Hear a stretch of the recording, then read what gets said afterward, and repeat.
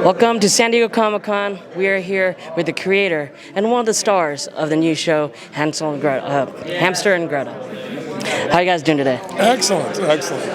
I'm doing great. I'm really excited. Awesome, awesome. I know you're no stranger to Comic-Con. Yes. Phineas and Ferb is a huge hit, has been a huge hit, even has found a new fan base on Disney streaming services and TikTok. You're a huge TikTok star. I don't know if you know this. I don't know if you know that. A lot of people watching my TikToks, which is a little strange. Yes. Do you feel like this is going to be the next? This is the next thing. This is going to be on par with Phineas and Ferb as far as its cult following. I hope so. I feel like the show is as good as Phineas and Ferb, if not better. And let's hope that the same audience can find it, and then a younger audience as well. It's because the Phineas audience is all now in their teens and 20s.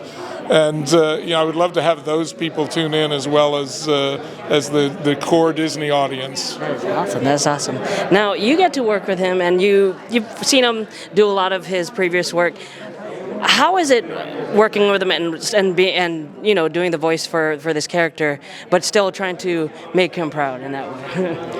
It's a lot of fun. I don't find it any harder than the other work that I've done. Since he is my dad, I can be more myself. I don't have to act so professional. So when we record together, he has all these little clips that have magnets on him for his whiteboard, and he leaves them on his desk, and I'll grab them and I'll clip them onto his shirt without him noticing, and then they'll be there for hours. It'll be rattling. Yeah. So when you guys were recording the show, recording the voiceover of the show, was it during the pandemic, during quarantine? Yeah, that's sort of how she got the gig. Is I didn't have any access to anybody else, and I was putting together a presentation piece, and I was doing the male voices, and I was like, oh, can you just come in here and just read some lines for me? And then she was really good, and it just sort of continued to stick around. We recast everybody else, including me, from that original pilot, and everybody was like, "No, let's just leave her in for a while." And then it tested really well. It apparently was the best testing pilot since Phineas and Ferb there. So I didn't know that. That's really exciting. That's what they tell me. So now, since this is your guys' show and you get to do what you want with it, do you think you can talk to your dad and maybe have some creative control of where you want your character to go? I've never suggested anything big, but there are a few jokes that I've added in just because it appeals to my sense of humor and more people my age. And my dad will get my opinion on a few jokes. He's like, "Do people know what this means nowadays?" That's what I have to do. I have to ask a young person to say, "Is this this is a joke that I would have gotten 10 years ago, 15 years ago? Will they still even understand this nomenclature?" So I'm kind of getting from this little dynamic here that she's your liaison for the whole TikTok stuff and teaching you everything about how to consult. I explain the trends. I make sure that he's not doing anything that doesn't make sense. When I get done with a TikTok, I usually go and say, "Is this funny?"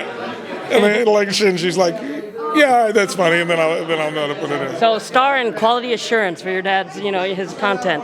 Now, what is one thing that once the series comes out that you're excited for fans to experience with the show?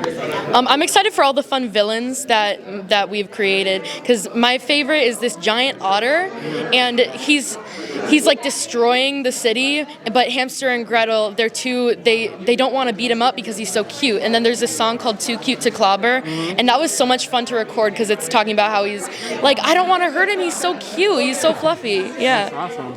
Now, will there be a Phineas and Ferb crossover in the future? Oh, let's hope. In success, I would sort of assume so. We don't have anything planned right away. When we did Milo, we knew that the end of the first season was going to set up a crossover. This, we've got a different story going through, but we always have that in the back of our minds to drop hints about that.